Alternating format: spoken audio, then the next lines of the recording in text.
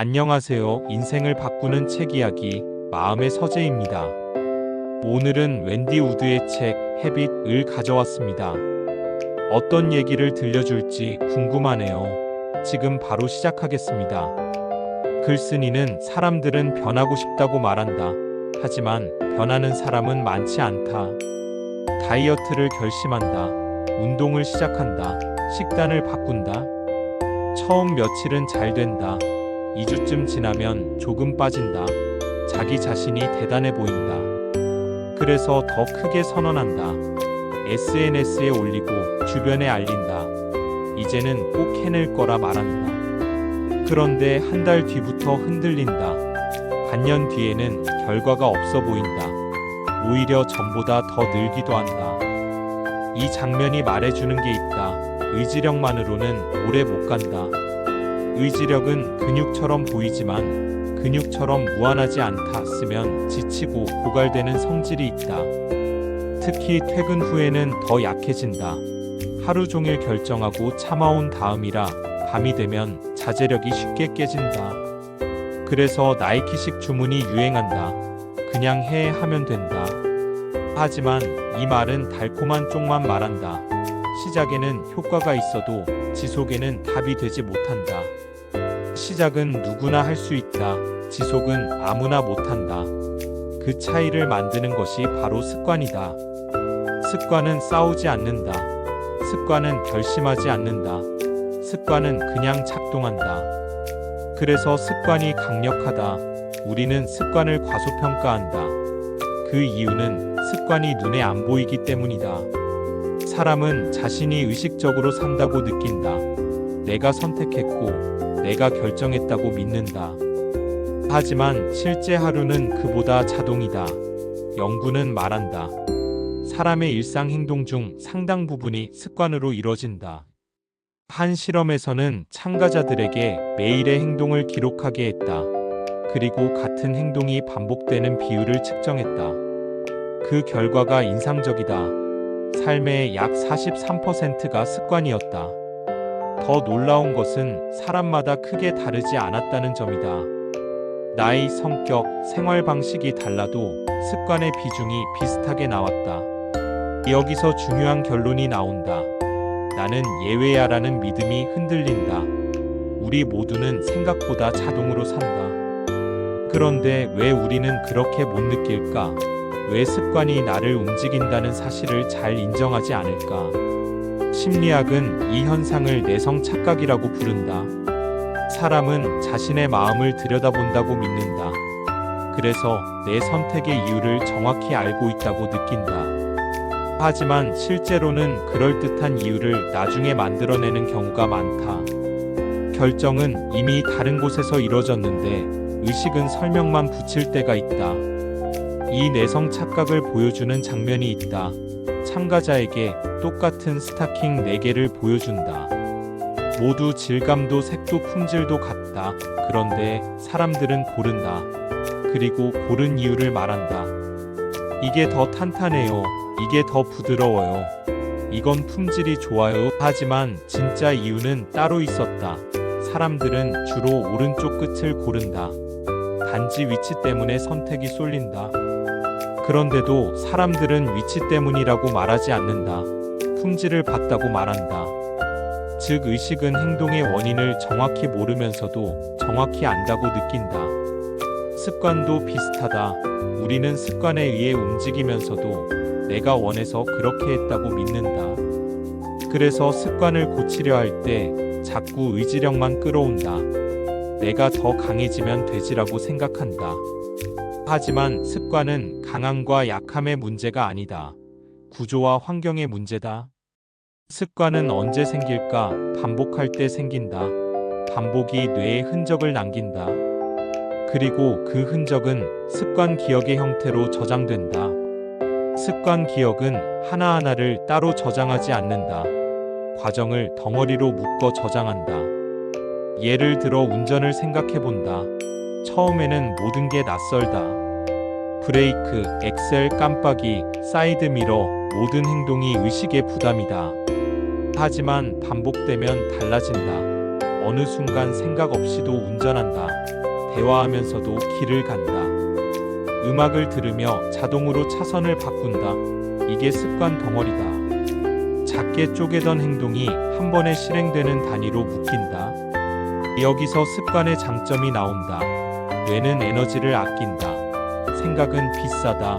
의식적 결정은 제한된 자원이다. 만약 모든 행동을 매번 생각해야 한다면 인간은 하루도 버티기 어렵다.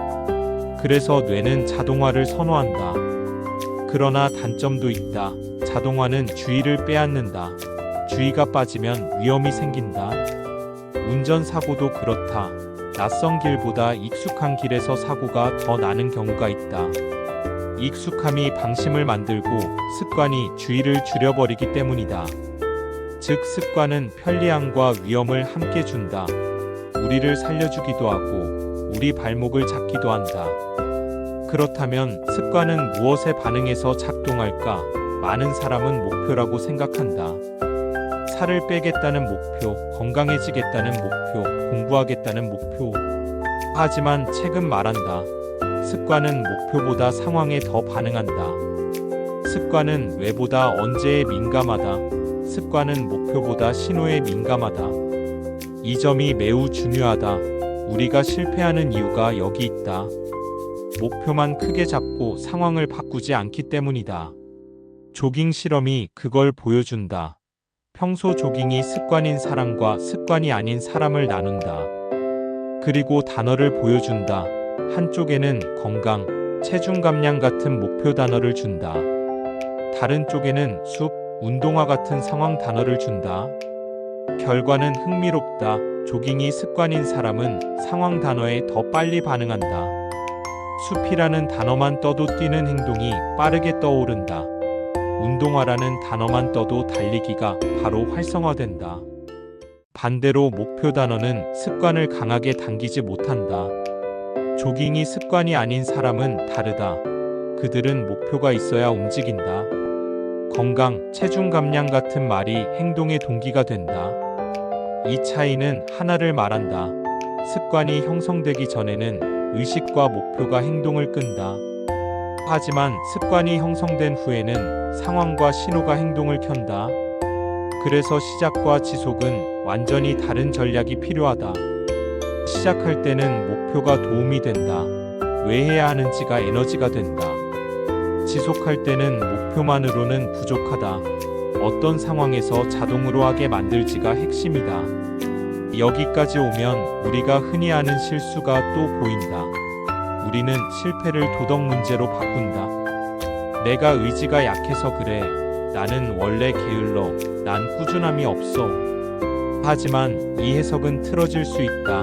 문제가 사람의 본성이 아니라 환경과 반복의 구조일 수 있기 때문이다. 환경이 습관을 만들고 습관이 행동을 만들고 행동이 결과를 만든다. 그러니 결과를 바꾸려면 의지를 다그치기보다 환경을 만져야 한다. 책은 또 다른 예로 투표 행동을 언급한다. 오랫동안 같은 지역에 산 사람은 투표가 습관이 되기 쉽다. 정해진 날이 오면 별 고민 없이 투표소에 간다. 하지만 이사를 가면 달라진다. 기존의 신호와 루틴이 사라진다. 투표가 자동으로 켜지지 않는다. 그때는 동기가 필요하다. 의식적 결정이 필요하다. 이 사례가 보여주는 것은 행동이 나의 가치만으로 움직이지 않는다는 점이다. 행동은 종종 나의 맥락에서 움직인다. 그 맥락이 깨지면 나도 바뀐 것처럼 보인다. 하지만 실은 습관이 깨진 것이다. 습관이 얼마나 강한지 보여주는 인지 실험도 나온다. 스트룩 과제라고 불리는 실험이다. 단어가 있는데 색이 다르다. 빨강이라는 단어가 파란색으로 쓰여 있다. 사람에게 색을 말하라고 시킨다. 파란색이라고 말해야 한다. 하지만 쉽지 않다. 자꾸 빨강이라는 단어가 입을 튀어나온다. 읽기가 강력한 습관이기 때문이다. 읽는 행동은 의식보다 먼저 달려나간다. 습관이 의식을 이긴다. 이 장면은 습관을 설명한다. 습관은 나의 의식적 목표와 반대로도 움직일 수 있다. 그만큼 강력하다. 그러니 우리는 전략을 바꿔야 한다. 참자가 아니라 참기 쉬운 구조를 만들어야 한다. 의지력은 한정되어 있다. 하루 종일 모든 유혹을 이기려 하면 언젠가 무너진다. 그래서 많은 캠페인이 실패한다. 사람들에게 지식을 넣어주면 행동이 바뀔 것이라 믿는다. 예로 들면 하루 5인분 같은 건강 캠페인이다. 과일과 채소를 더 먹자고 말한다. 사람들은 그 말에 동의한다. 건강에 좋다는 것도 안다. 그런데도 실제 행동은 잘 안 바뀐다. 장바구니가 그대로다. 식탁이 그대로다. 지식은 습관을 자동으로 바꾸지 않는다. 습관을 움직이는 것은 반복과 신호와 환경이다. 이쯤에서 메시지가 선명해진다. 문제는 의지가 아니다. 습관 설계가 문제다. 우리가 진짜로 해야 할 일은 나를 더 강하게 만들기가 아니라 나를 더 쉽게 움직이게 만들기다. 습관은 어떤 구조로 굴러갈까? 대개 신호가 있고 행동이 있고 결과가 따라온다. 이 구조가 반복되면 뇌는 그 과정을 저장한다. 그리고 다음부터는 신호만 오면 자동으로 실행한다. 그래서 습관을 바꾸려면 신호를 바꾸거나 신호에 반응하는 행동을 바꾸거나 환경을 조정해야 한다. 여기서 공개 선언의 한계도 보인다.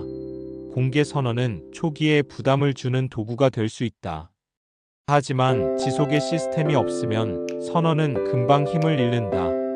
사람은 선언에 익숙해지고 부담도 무뎌진다. 그때 필요한 것은 결심이 아니라 자동이다. 그 자동이 습관이다. 책이 계속 강조하는 이유가 있다. 습관은 조용한 힘이다. 드라마처럼 티가 안 난다. 그래서 우리가 무시한다.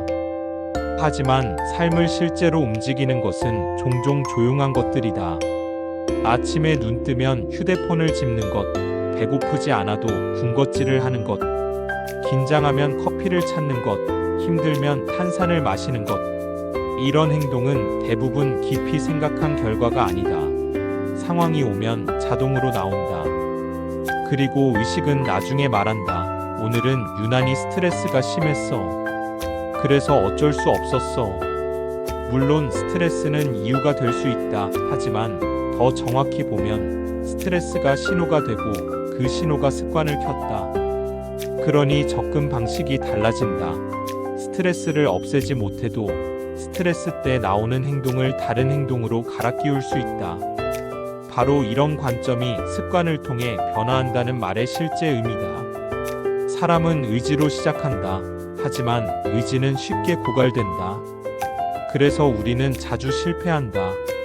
실패를 성격 탓으로 돌린다. 그러나 연구는 보여준다. 우리의 일상은 생각보다 습관이다. 삶의 큰 비율이 자동 행동이다. 또한 우리는 내성 착각을 한다. 행동의 진짜 원인을 모르면서도 그럴듯한 이유를 만들어낸다. 그래서 습관의 힘을 놓친다. 습관을 바꿀 기회를 놓친다. 습관은 반복에서 생기고 습관 기억으로 저장되며 행동을 덩어리로 실행한다. 습관은 목표보다 상황에 반응한다. 신호가 오면 자동으로 켜진다. 즉, 지속을 원한다면 목표를 더 크게 세우는 게 아니라 신호와 환경을 더 잘 설계해야 한다. 지금까지 습관에 대한 생각을 다시 해보게 만드는 웬디 우드의 헤빗이었습니다. 오늘도 함께 해주신 여러분께 감사드립니다. 그럼 또 다른 좋은 책으로 돌아오겠습니다. 마음의 서재, 다음 영상에서 뵙겠습니다.